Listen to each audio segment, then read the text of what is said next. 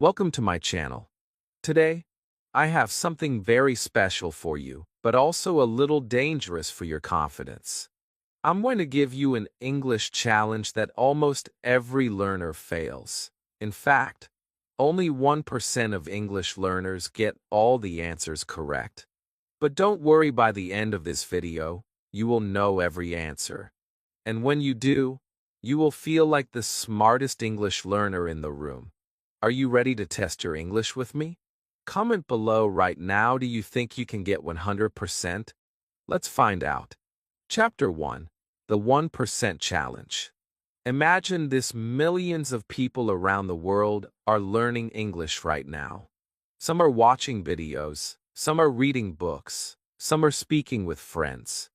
But here's the strange thing. If I gave all of them the same test, almost everyone would get some answers wrong. Even people who have studied for years. And do you know how many would get everything correct? Just 1 out of 100. Yes, only 1%. That number is so small it almost feels impossible. But what if I told you, you can be that one person? Would you believe me? I'm telling you now, you can. And today, you're going to take that challenge with me. I know what you're thinking. Why would I fail? I've learned so many words. I know grammar. I can understand some English movies. But here's the truth. English is not about remembering 1,000 rules or memorizing difficult words. It's about seeing the small things that most people miss.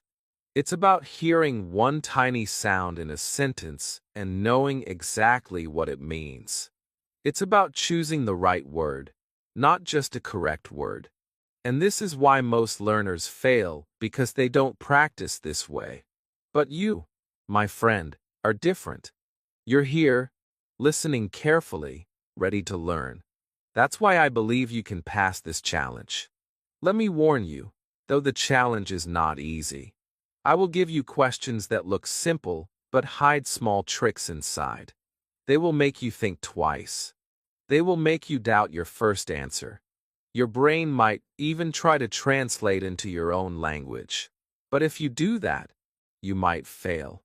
The real secret is to think directly in English, to feel the sentence in your mind. Don't just guess, understand why the answer is correct. And if you get one wrong, don't feel bad. Every mistake is like a gold coin in your learning bank. The more mistakes you find and fix, the richer your English will become. Now here's the best part. With each question, I will teach you something powerful. Something you can use in real life, not just in a classroom. By the end, you won't just know the answers. You'll know why you are now part of the 1%. And believe me, that will feel amazing. It will be a moment you will never forget, the day you prove to yourself that you can be the best in the room. So, take a deep breath, relax your shoulders, and get ready. The first question is coming, and your journey to the 1% starts right now. Chapter 2. Why most learners fail. Have you ever wondered why so many people study English for years and still cannot speak or understand it well? They know grammar rules. They can memorize lists of words. They even pass school exams, yet, when it comes to real life, they freeze. Their minds go blank. They understand nothing. And the sad part is, they don't even know why. Today, I'm going to tell you the truth about why most learners fail, and more importantly, how you will not be one of them. The first reason is rushing. Many learners want to finish fast. They want to speak perfectly in 3 months. They want to skip the slow, boring parts and jump straight to fluency. But language is not like instant noodles. You cannot just pour in some water and wait 2 minutes. Language grows like a tree. You plant it, you water it, you care for it every day, and slowly, it becomes strong. Most learners don't have the patience, and that's why they stop before the tree even starts growing. The second reason is translation thinking. Every time they hear or read something in English, Their brain quickly changes it into their own language. And then, they try to translate their reply back into English. But here's the problem: languages don't match perfectly. The words don't sit in the same place. The ideas don't flow the same way. Translation makes sentences heavy and strange. It's like trying to run while carrying a bag of stones. Most learners fail because they never learn to think directly in English. They always carry that heavy bag. The third reason is fear of mistakes. You've seen it: a learner opens their mouth, starts speaking, and then suddenly stops because they feel they're saying something wrong. They blush, they get embarrassed, they laugh nervously, and then they stay silent. That silence is the biggest killer of English skills. Silence will never make you better speaking well. Even if it's broken, even if it's messy, speaking is how you grow. But most learners never give themselves permission to speak freely. The fourth reason is learning for tests, not for life. Many learners are trained to answer exam questions, to choose A, B, C, or D. But life doesn't give you 4 options. Life asks you open questions. Life surprises you. Life speaks quickly, sometimes with slang, sometimes with accents. And if you only know textbook English, you will feel lost. That's why so many learners fail outside the classroom. But you're not here to fail. You're here to join the 1%. And knowing why others fail is the first step to making sure you don't. In this video, I'm going to give you the tools to fight these 4 problems. You're going to slow down and grow strong roots. You're going to throw away the translation back. You're going to speak without fear. And you're going to learn English for real life, not just for tests. So now, I'm going to give you your first real challenge question, and this one will be tricky. Almost everyone answers it without thinking and gets it wrong. But you, my friend, are going to stop, think, and get it right. Are you ready? Let's step into the 1% challenge. Chapter 3, Question 1: simple but tricky. Here it is, your first real challenge. At first glance, it might look easy. You might even smile and think, I know this. But remember what I told you: the reason this test is called the 1% challenge is because questions like this catch almost everyone. The answer hides in the small details, and if you rush, you'll miss it. So, take a deep breath, focus, and listen carefully. Here's your question. Which sentence is correct? A. She has visited London last year. B. She visited London last year. I'll give you a few seconds. Really think about it. Don't just pick what feels right, ask yourself why it's right. Imagine you're explaining it to a friend. Ready? Now here's the truth. The correct answer is B. She visited London last year. And here's why so many learners choose the wrong one. In English, when we use last year, we are talking about a finished time in the past. That means we use the past simple tense visited, not has visited. The phrase has visited is for an experience without a specific time, like she has visited London before, or she has visited London many times. But the moment you add a clear time, last year, yesterday, in 2010, you must use the past simple. This is one of the most common mistakes in English, and it's exactly why people fail this challenge. Do you see how easy it is to fall into the trap? Most learners see as visited and think it sounds more correct because it's longer or more formal. But English is not about sounding fancy, it's about sounding right. And the right sentence is simple and direct. This is why thinking in English is so important. If you translate from your language, you might use the wrong tense because your language may not have the same rules. But if you feel the sentence in English, you'll know which one sounds natural. Now, here's the magic: the moment you understand this, You start to notice it everywhere. In books, in movies, in conversations. You'll see how native speakers use past simple with finished times. Your brain will start to recognize it without thinking. That's how you win, not by memorizing boring grammar charts, but by training your ear and your instinct. So tell me in the comments, did you get it right? Be honest. If you got it wrong, that's actually a win too, because now you've learned something most people never fix. And remember, we've only just started. The next question will be different. It won't test grammar, it will test your mind. It's going to push you to think in English, not just answer in English. And that, my friend, is where the real challenge begins. Chapter 4, Thinking in English. If you got the first question wrong, don't feel bad. You just discovered something powerful, that small details can change everything in English. But here's the bigger secret. The real difference between the 99% and the 1% isn't just knowing grammar rules. It's thinking in English. This one skill will change the way you answer every question, the way you speak, and the way you understand. And the truth is, most learners never master it, because they don't even know they're doing the opposite. Think about the last time you tried to speak English. Did you hear the words in your language first, then translate them into English in your head? Did you hear English and quickly change it into your language to understand it? If you did, you're not alone. Almost every learner starts this way. But here's the problem.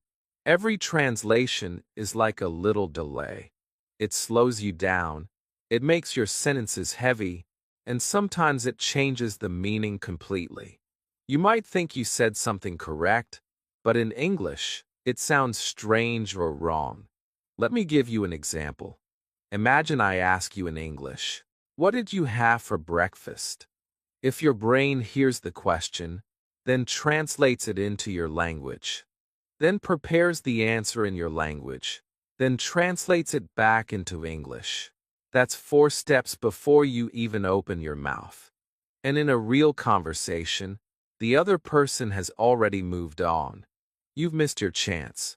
But if you think directly in English, the process is just 1 step. You hear it, and you answer. Fast, natural, confident. So, how do you train your brain to think in English? You start small. You replace 1 thought at a time. When you wake up, instead of saying to yourself in your language, "I need to brush my teeth," you say it in English, "I need to brush my teeth." Instead of looking at a chair and thinking of the word in your language, you think, chair. It feels strange at first, but slowly, your brain gets used to it. And one day, without noticing, you'll realize you just had a full thought in English without translating. That's the moment you become faster, clearer, and part of the 1%. Here's why this matters for our challenge. Every question I give you from now on will be easier if you think in English. You won't be translating the options. You won't be confused by word order. You'll just know. That's what native speakers do. They don't solve English, they feel it. And the more you think in English, the more you'll feel the right answer before you even explain it. Now, I want you to try something with me before we go to the next question. Look around you right now, find 1 object, any object. Name it in English. Then say 1 simple sentence about it in English. For example, "This is my cup." Or, "The window is open." Do it right now, out loud if you can. That's the start. That's how you build the habit. Because in the next chapter, I'm going to give you a listening challenge. This one will test if you can hear English and understand it directly, without translating at all. It's one of the biggest skills you need to win the 1% challenge, and most people fail it. But I think you can pass. Are you ready? Chapter 5, Question 2, Listening Carefully. Now we are going to test one of the most important and most ignored skills in English: listening. You might think listening is easy. You just hear the words, right?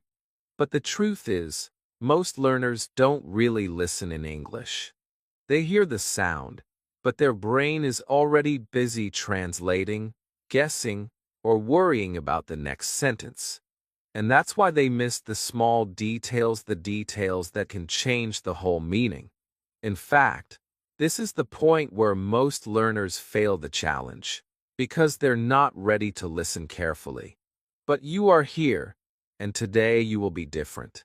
I'm going to say something in English, and I want you to listen only once. No rewinding, no repeating. Imagine you are talking to a native speaker in real life. They say it once and move on. Your job is to catch the meaning the first time. Ready? Here it is. I've been waiting here for over an hour. That's it. Just one sentence. But inside this short sentence, there's a lot of information. I'll give you a moment to think. What does it mean? How long has the person been waiting? When did they start? Are they still waiting? These are not extra questions, they are the meaning hiding inside the words. The correct understanding is this: the person started waiting more than an hour ago, and they are still waiting right now. How do we know? The phrase "I've been waiting" is the present perfect continuous tense. It tells us the action started in the past and is still happening now. And for over an hour tells us the time period. Most learners miss this because they focus only on the word waiting and forget to hear the rest. Where they hear "I've been," but don't really feel what it means. This is why listening carefully is not just hearing the words, it's hearing the story inside the sentence. Every sentence in English carries more than one piece of information. If you train your ears to catch all of it, you will understand faster, answer more correctly, and join that 1% who truly get it. Here's a tip that will change your listening forever. When you hear English, don't just hear the words, imagine the scene. If I say, "I've been waiting here for over an hour," picture a person standing at a bus stop, checking their watch, maybe feeling tired. This picture helps your brain lock in the meaning instantly. Native speakers do this automatically, and you can too, if you make it a habit.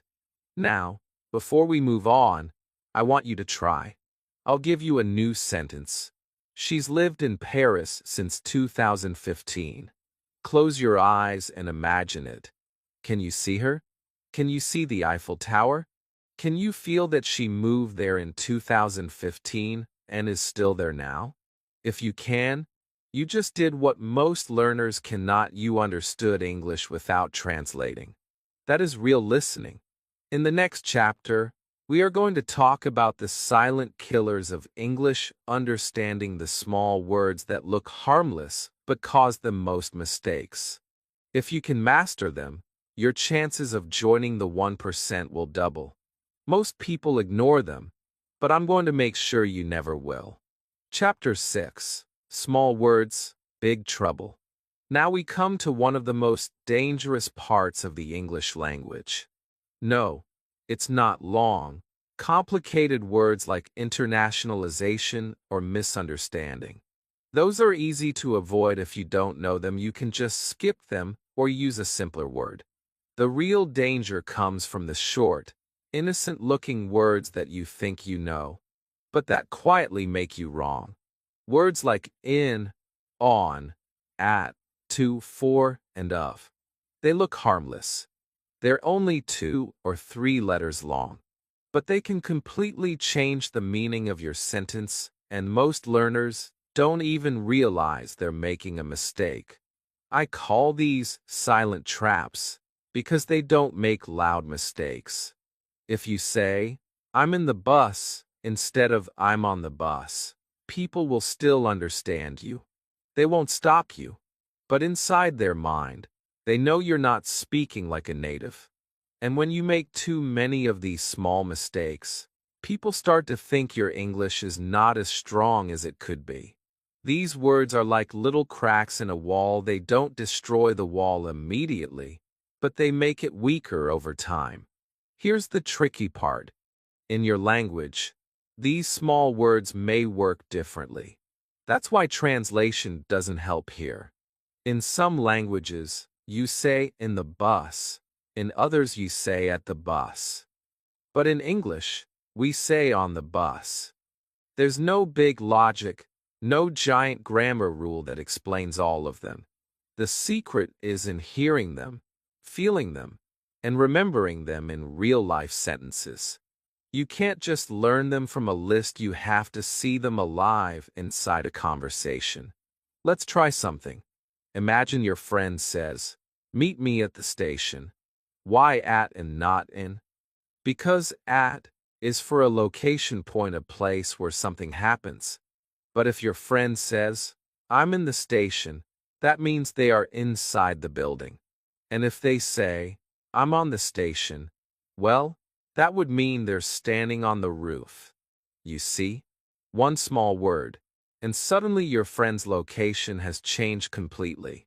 This is why these tiny words are not tiny at all. They control the meaning like a steering wheel controls a car.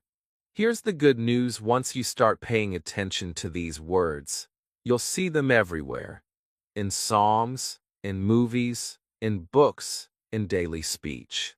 And the more you notice them, the more your brain will remember the correct ones. That's how you slowly replace "in the bus" with "on the bus" without even thinking about it. And when you do, you'll sound more natural, more correct, and more confident. In our next challenge question, I'm going to test you on exactly this. You'll see how one wrong small word can make a sentence sound strange, and you'll learn how to choose the right one every time. This is where many learners fall. But if you get it right, you'll take one more step toward joining the 1%. So stay sharp, because the next question is coming right now. Chapter 7, Question 3, Preposition Power.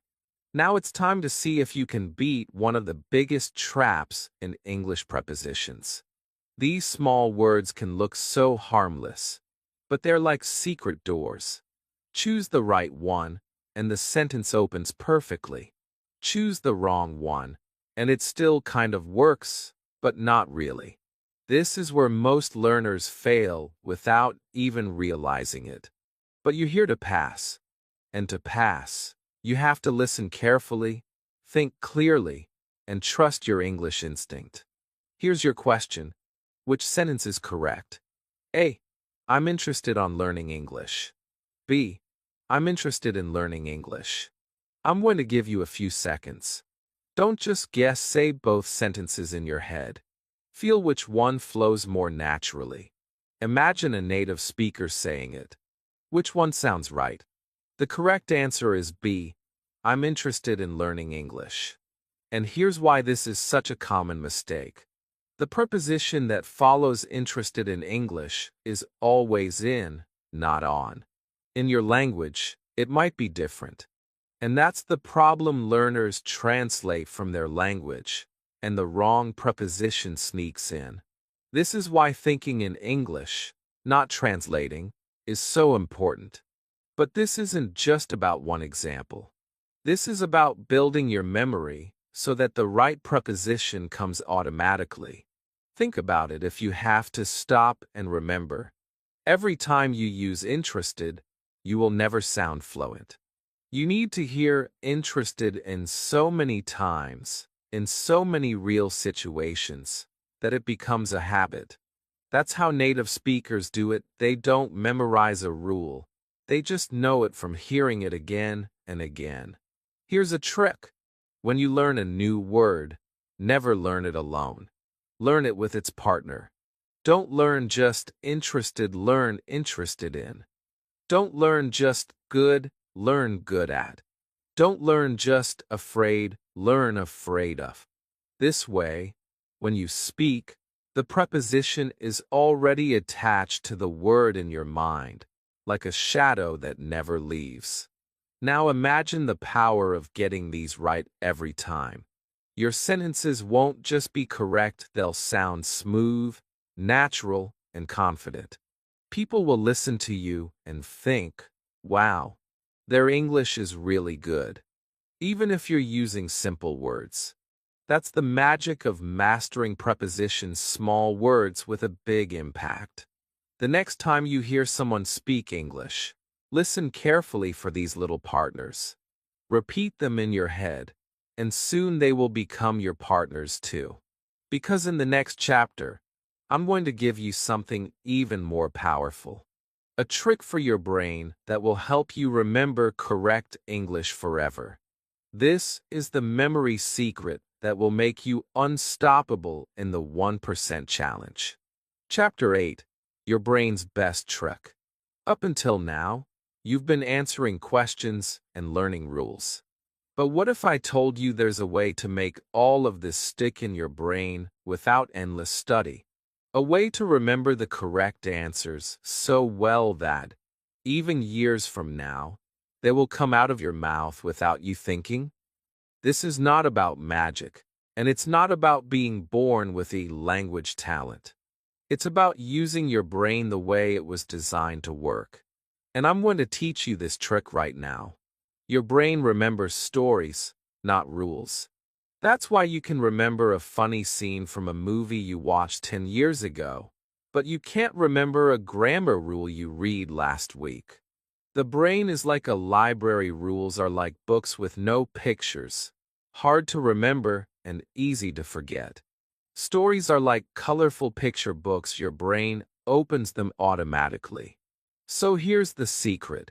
Attach a story, an image, or a feeling to every piece of English you learn.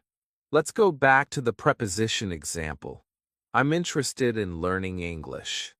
If you try to remember it as just a rule, interested plus in, it will disappear from your memory in a few days. But if you create a picture in your mind, maybe you see yourself holding a giant open book with the words English glowing inside, and you are leaning forward into it, showing you are interested in, your brain will keep that picture. And the next time you want to use the phrase, the picture will appear and the words will come with it. This works for every part of English: tenses, vocabulary, pronunciation. If you make your learning emotional and visual, you are giving your brain what it loves. Another example, you learn on the bus. Instead of repeating it 50 times in your notebook, imagine sitting on top of a giant red bus in London, feeling the wind in your hair. Now your brain doesn't just know on the bus, it feels it. And feelings are unforgettable. You can also use the memory hook method. This means you connect new English to something you already know. For example, if you learn, she's lived in Paris since 2015, connect it to someone you know who moved to a new city. Picture their life there. This hook ties the new English to an existing memory, making it stronger. The brain doesn't like isolated information, it loves connections. Here's the most powerful part. You can start using this trick right now. After this video, take just 3 sentences from what you've learned today. For each one, close your eyes, make a clear mental picture, and give it a small story. Do this, and you will remember them for months, maybe years, without even trying. That's how the 1% train, not just by studying harder, but by studying smarter. In the next chapter, I'm going to put this to the test.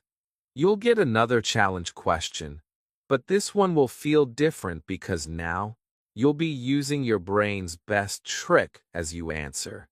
And you might be surprised at how much faster and more confident you feel. This is where all the pieces start to come together. Chapter 9. Question 4: Grammar in Real Life. We've practiced grammar before, but this time, we're not going to look at it like a classroom exercise. We're going to step into the real world, where grammar is not a list of rules, but a tool you use without thinking. Because in real life, no one stops you in the middle of a conversation and says, please choose A, B, C, or D. Life doesn't give you options. It gives you situations. And you have to respond on the spot. That's why most learners get stuck. They only know how to do grammar on paper, not in life. But today, you're going to change that. Here's your challenge. Imagine you're talking to a friend. They ask, have you eaten yet? Now, you want to answer. Which one sounds correct? A. Yes, I ate already. B. Yes, I have eaten already. Take a moment. Imagine you are really in that conversation. Feel the flow of the question, then feel your answer. Which one fits better? The truth is, both can be correct, but the choice depends on where you are. In American English, people often use the past simple, I ate already. In British English, it's more common to say, I have eaten already. This is where real-life grammar is different from textbook grammar. A book might tell you one answer, but the real world is more flexible. And if you want to be in the 1%, you need to know how to live in that flexibility.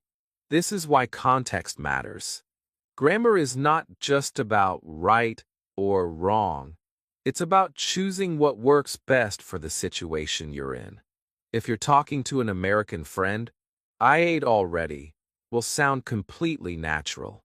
If you're in London, I have eaten already will sound more like a native speaker. The rule is the same. The present perfect connects the past to the present, but usage changes depending on the environment.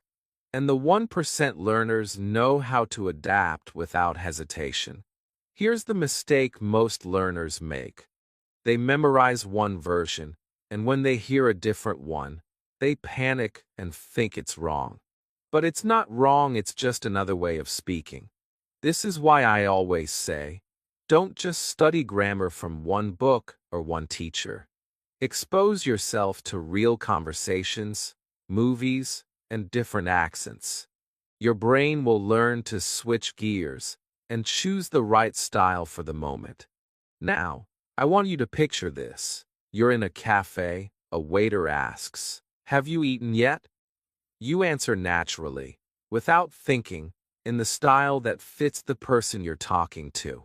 That's when you know you're no longer a textbook learner, you're a real English speaker. In the next chapter, we're going to talk about something even more important than grammar, your confidence. Because even if you know every answer, if you don't believe in yourself, you'll hesitate, and hesitation will make you lose. But if you can control your confidence, you'll win this challenge before the last question even comes. Chapter 10: Confidence versus Guessing. We are getting close to the end of the 1% challenge.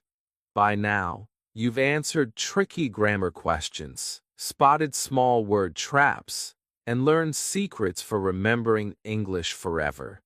But there's something even more powerful than all of that: your confidence. Because here's the truth. You can have all the knowledge in the world, but if you don't believe in yourself, you will lose to someone who has less knowledge but more courage. Confidence decides how you answer, how fast you react, and how other people hear you. Think about it. Have you ever known the right answer but stayed silent because you were scared of being wrong? Or maybe you said it, but your voice was quiet and unsure, so the other person didn't really trust it? That's what happens when confidence is missing. And in English learning, hesitation can be your biggest enemy. Not because it makes you slow, but because it tells your brain, I can't do this, even when you actually can. Now let's talk about guessing. Guessing can be dangerous if it comes from fear, when you're too scared to think, so you just throw out an answer and hope it's right. But guessing can also be smart if it's based on clues. That's called an educated guess. Native speakers do this all the time. They don't know every fact, but they listen for hints. watch for body language, and use what they already know to make the best choice. That's the kind of guessing I want you to do. Here's a secret. When you speak with confidence, even your guesses can sound correct. People will believe you, and more importantly, you will believe you. Confidence is not about knowing everything, it's about trusting yourself to figure it out in the moment. And the more you practice speaking without fear, the more natural it becomes. So how do you build this confidence? You do it by speaking every day, even if it's just to yourself. You celebrate small wins, like getting one tricky question right or remembering a phrase you learned last week. And you stop punishing yourself for mistakes, because every mistake you make is a step closer to the 1%. Confidence doesn't come from being perfect. It comes from not letting imperfection stop you. I want you to imagine this.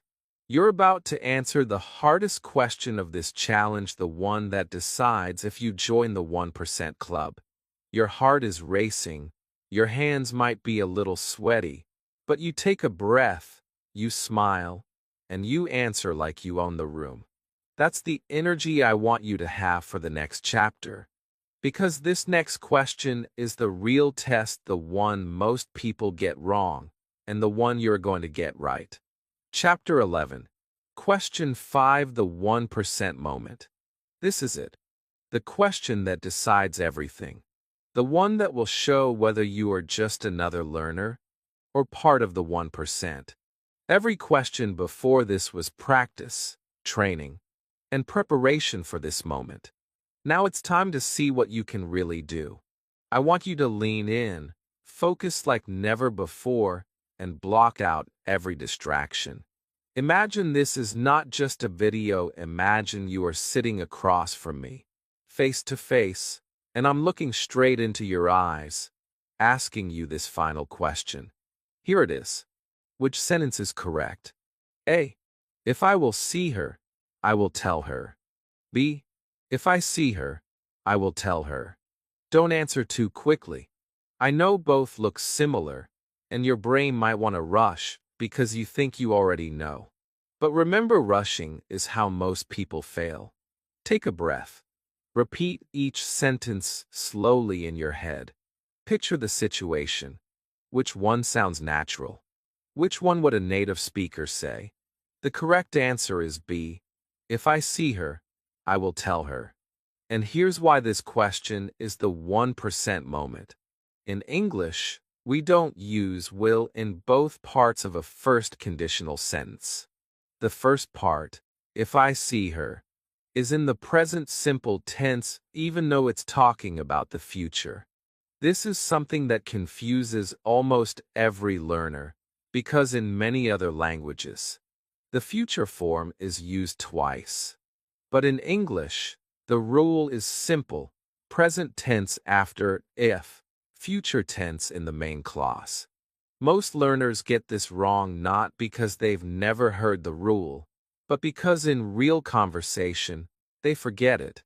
They panic, they translate from their own language. And if I will see her slips out. This is exactly what separates the 1% from the 99%, the ability to stay calm. Remember the rule, and say it naturally without hesitation. I want you to imagine this in real life. You're walking down the street, you see your friend's sister, and later, your friend asks, "Did you tell her about the party?" You answer, "If I see her, I'll tell her." You don't even think about the grammar, it just comes out right. That's what it means to own your English. Getting this question right is more than just a win for today. It's proof that you can control your English under pressure. It's proof that you can slow down, think in English, and choose the correct sentence, even when it's tricky. That is the skill that will make you a fluent, confident speaker. And now, there's only one thing left: your final breakthrough. Because in the next chapter, I'm going to show you how to take everything you've learned in this challenge and turn it into a daily habit. That way, This is not just the end of a video, it's the beginning of your new English life. Chapter 12, Your English Breakthrough. You made it. You've reached the end of the 1% challenge. Think about that for a moment. You started this video not knowing if you could answer all the questions.